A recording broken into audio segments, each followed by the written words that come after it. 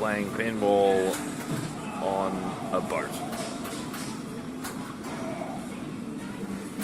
And they're dead.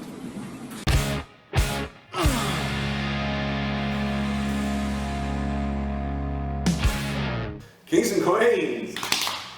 I love that song. Kings and Queens is probably the heaviest track on the album.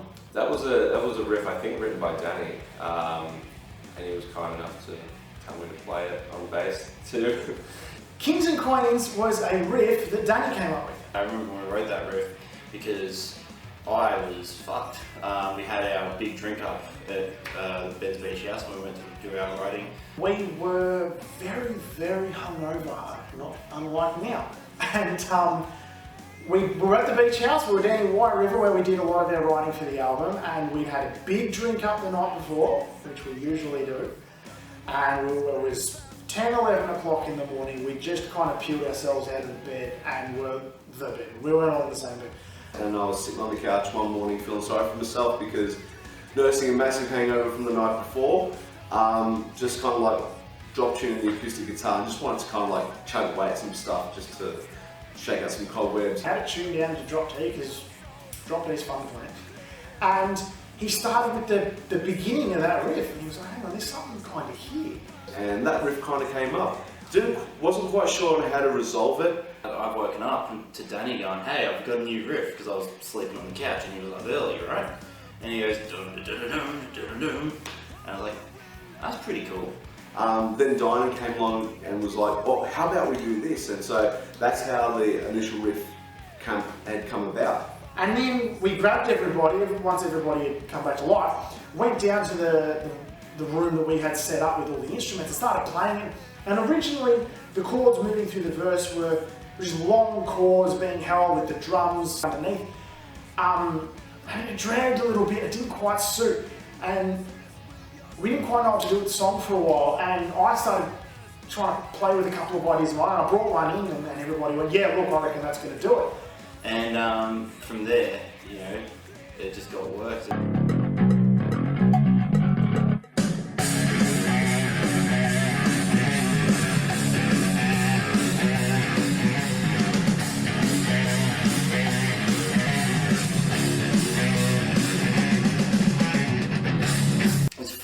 That song is just, the more I listen to the album, that's becoming closer and closer to my favourite, just because of the way it's sung, the attitude, the strength behind it.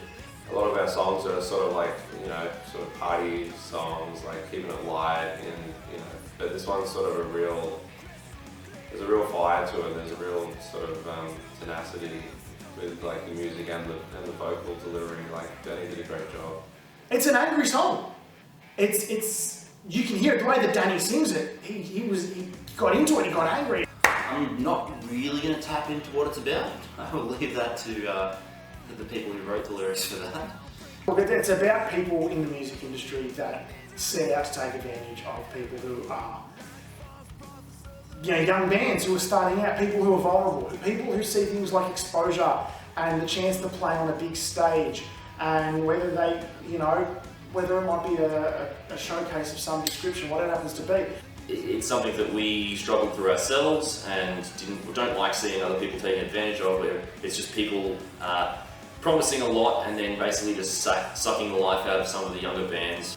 We'd get sucked into certain gigs, what was kind of like a pay-to-play type thing, which we thought, yeah, this is a great opportunity. They kind of fill your head with, this is going to be amazing for you, it's going to do so much for you, and at the end of the day, it isn't. And all it does is it lines their pockets with dollar notes. It's something that we hated and we wanted to really kind of share in this song, and it's quite angry in that regard, and Danny portrays that really well.